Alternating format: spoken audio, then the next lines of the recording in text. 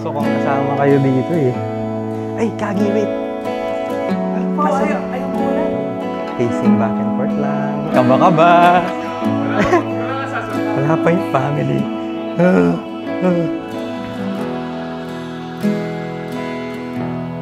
Hindi ko lang sinong kakwentuhan ng kapatid ko.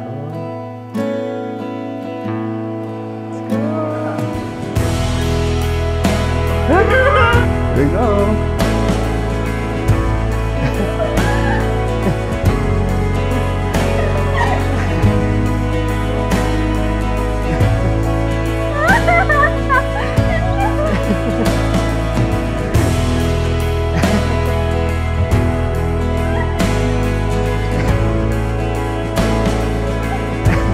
Wait, gagawin ko muna.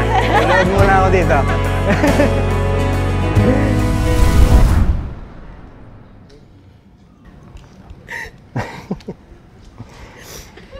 Will you marry me?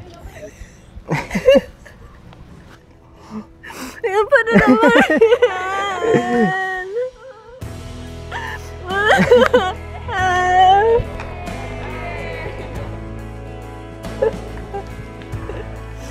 Yay!